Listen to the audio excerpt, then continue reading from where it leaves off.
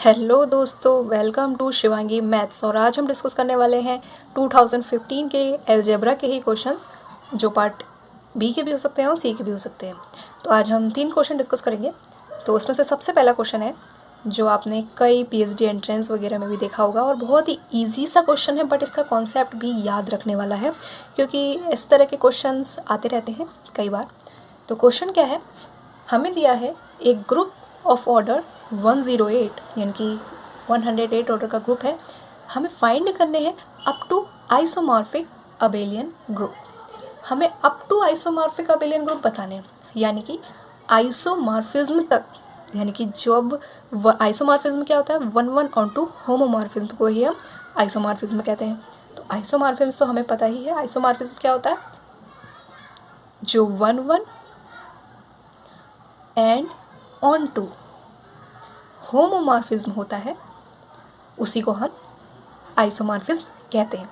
यानी कि 1 on to homomorphism उस ग्रुप के अंदर जहाँ तक पॉसिबल हो पा रहा है वहाँ तक हमें अबेलियन ग्रुप्स बताने हैं कि कितने बन जाएंगे, यानी कि ऐसे कितने अबेलियन ग्रुप बन जाएंगे जो इस तरीके के 1 ऑन टू होमोमॉर्फिज्म शो कर जाएंगे आपस में, हमें वो बताने। ग्रुप का ऑर्डर हमें दे रखा है, यहाँ पे ऑर्डर ऑफ ग्रुप हमें दे रखा है 108 ऑर्डर का ग्रुप है। तो इसको बताने का क्या फॉर्मूला होता है, तो देखिए इसको बताने का एक फॉर्मूला होता है, बहुत ही सिंपल सा फॉर्मूला है। Up to isomorphism abelian group कितने होते हैं, वो होते हैं प्रोडक्ट ऑफ, ये प्रोडक्ट का साइन था, प्रोडक्ट ऑफ पार्टीशंस। यानी कि जो भी एक ग्रुप है उस ग्रुप के जब हम प्राइम फैक्टर करेंगे तो उस प्राइम फैक्टर के कितने कितने हम पार्टीशन कर सकते हैं, उनका बस प्रोडक्ट कर देना है, वही हमें बता देगा कि up to isomorphism abelian group कितने होते हैं। ठीक है, तो बहुत ही सिंपल सा है। अभी हम देखते हैं कैसे। तो हमें ऑर्डर का ग्रुप क्या दे रखा है, 108। अब अगर हम 108 के फैक्टर करेंगे प्राइम फैक्टर, तो हमें क्या मिलेगा, 2, 2, 3 एंड 3। अब हमने 108 के फैक्टर करे तो हमें क्या मिला यहाँ से, 2 स्क्वायर एंड 3 का भी स्क्वायर, ये मिला। हमें क्या करना है, प्रोडक्ट कर देना है पार्टीशंस का। अब पार्टीशंस का प्रोडक्ट कर देना है। अब यहाँ पे फैक्टर क्या हुआ, एक तो है 2 और एक हुआ है 3।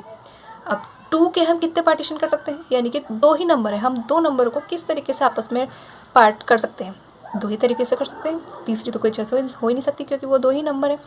तो यहाँ अगर हम प्रोडक्ट ऑफ पार्टीशंस करेंगे तो हमें क्या मिलेगा, 2 के 2 ही पार्टीशन हम कर सकते हैं।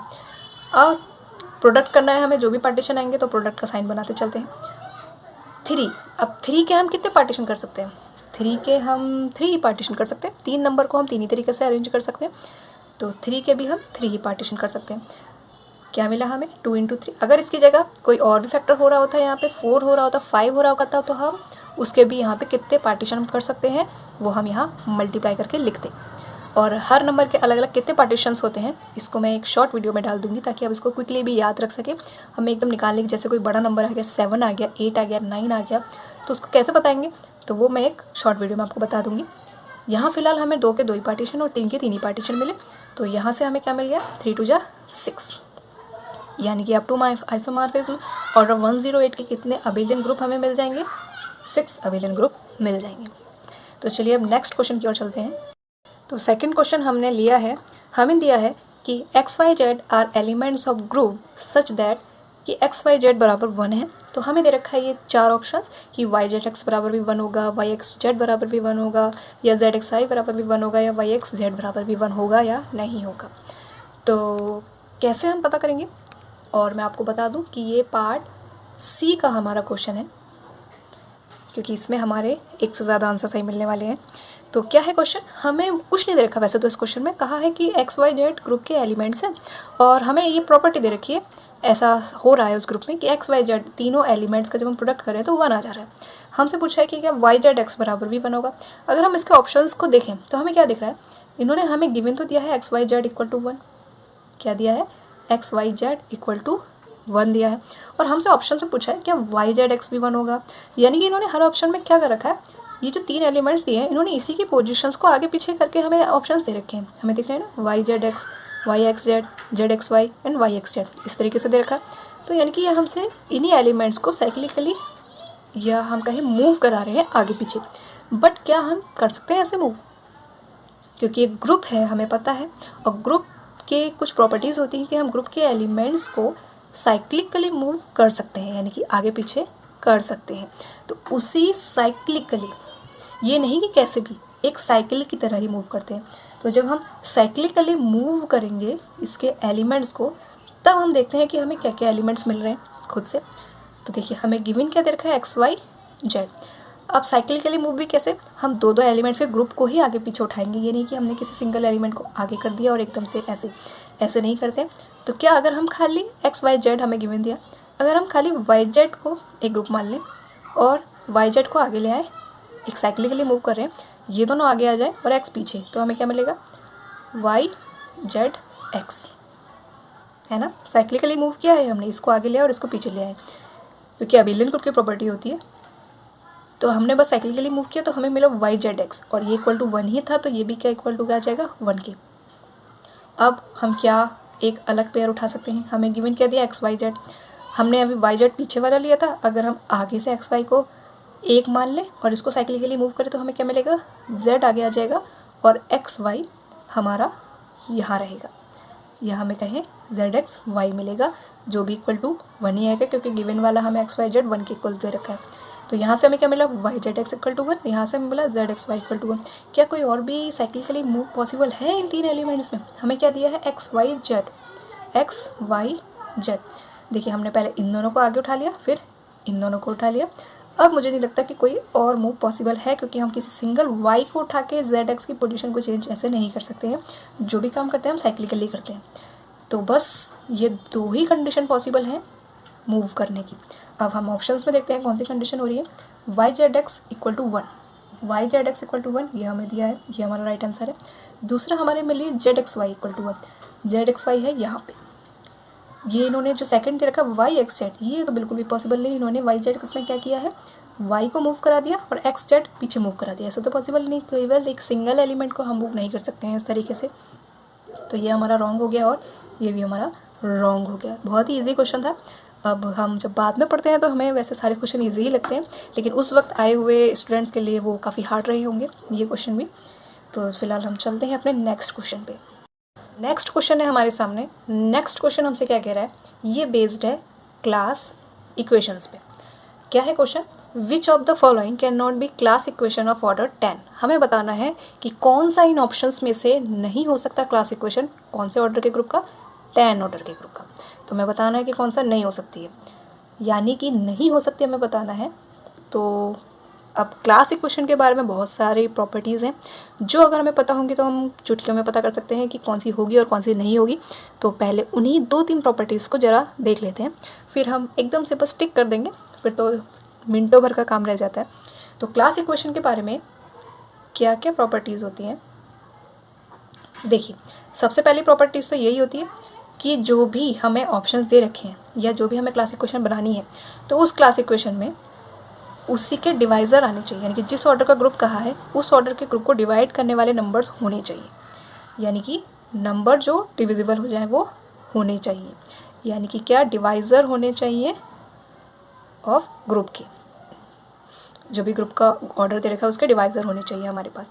दूसरा क्या होना चाहिए, एक और बात होती है कि हमने पढ़ा होगा सेंटर ऑफ ग्रुप के बारे में, नॉर्मलाइजर ऑफ ग्रुप के बारे में, तो उस पर भी सेटिस्फाई करने वाली एक कंडीशन होनी चाहिए। और क्या, कि ऑर्डर ऑफ जेड जी यानी कि सेंटर डिवाइड करना चाहिए ऑर्डर ऑफ नॉर्मलाइजर को, और ऑर्डर ऑफ नॉर्मलाइजर डिवाइड करना चाहिए ऑर्डर ऑफ ग्रुप को। जो हम किस तरीके से अप्लाई करते हुए हम देखेंगे। तो ये कुछ प्रॉपर्टीज़ जो होनी चाहिए। पहली बात तो डिवाइज़र होने चाहिए उस इक्वेशंस में, और उसका सम करके, अगर हम कहें एक जनरल सी बात कि उसका सम करके हमारा उस ऑर्डर का बना भी रहा हो। ये नहीं कि सम करके 12 आ रहा है और हमें ग्रुप पूछा है 13 का, तो ऐसा तो हो ही नहीं सकता, ये तो बिल्कुल सरासर गलत हो जाएगा ऑप्शन से ही। तो इन छोटी छोटी बातों को हमें उन ऑप्शन से एनालाइज करना है और फिर हम अपना फाइनल आंसर बता देंगे। तो अगर हम पहली प्रॉपर्टीज़ को अगर हम यहाँ पे चेक करना शुरू करें, क्या है, डिवाइज़र होने चाहिए उस ग्रुप के। अगर हम इस ऑप्शंस को देखें, पहले ऑप्शन में हमें देखा 1, 2 और 5। 2 और 5 दोनों ही डिवाइजर हैं 10 के, तो ये तो हमारा ऑप्शन बना रहेगा रेस में। यहाँ सेकंड ऑप्शन में देखें, हमें यहाँ है 3 और 4, और हमें पता है कि जो 3 है या हम कहें 4, ये डिवाइड नहीं कर रहे होते हैं 10 को, यानी कि डिवाइज़र ऑफ ग्रुप तो हमें यहाँ मिले ही नहीं, तो यानी कि ये हमारा ऑप्शन जो है, सेकंड ऑप्शन जो है वो रॉन्ग हो जाएगा, फॉल्स हो जाएगा। ठीक है, तो ये हमारा कट हो गया। तीसरा ऑप्शन में हमें 1 1 1 दे रखा है, 1 तो डिवाइज़र होता ही है, तो इसके बारे में भी हम अभी कुछ नहीं कह सकते, ये हमारा रेस में बना रहेगा अभी। चौथा ऑप्शन है 1 + 2 2 2 2। अब यहाँ भी ऐसा कोई नंबर नहीं है जो डिवाइड ना कर रहा हूँ, 2 है और 1 है, दोनों ही डिवाइजर होते हैं 10 के, तो ये भी हमारा रेस में बना रहेगा। फिलहाल हमारा एक ऑप्शन कट हो चुका है, वो है सेकंड। अब हमारे पास 3 ऑप्शन बचे, तो देखिए अब इनको कैसे हम हटाएंगे अपना सही आंसर पता करने के लिए। तो हमें ऑर्डर का ग्रुप क्या दे रखा है, हमें यहाँ कौन से ऑर्डर का ग्रुप दे रखा है, 10 ऑर्डर का ग्रुप दे रखा है। अगर हम इसके प्राइम फैक्टर करेंगे तो हमें मिलेगा 2 × 5, यानी कि ये जो हमारा ग्रुप है वो P × Q ऑर्डर का ग्रुप है ना। अब क्या होता है, ये जो सेंटर होता है, यहाँ जो मैंने आपको ये बात लिखाई, यहाँ जो सेंटर होता है उसमें P एलिमेंट ही आते हैं, यानी कि सेंटर में हमारे आते हैं P एलिमेंट। तो सेंटर में हमारे होते हैं यहाँ पे P एलिमेंट।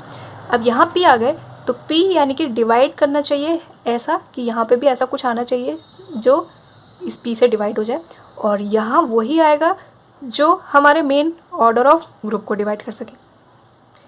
हमें बस ये क्लियर होना चाहिए कि सेंटर में P एलिमेंट आने हैं, जितना यहाँ P होगा, जो भी जिस भी ऑर्डर का ग्रुप हो रहा है हम उसके प्राइम फैक्टर करेंगे, तो जो भी हमें प्राइम फैक्टर मिलेंगे उस हिसाब से हम पता कर लेंगे कि कितने हमारे सेंटर में आएंगे, क्योंकि सेंटर की एलिमेंट जितने होंगे उतने ही हम क्लास इक्वेशन बनाने में शुरुआत के एलिमेंट रखते हैं।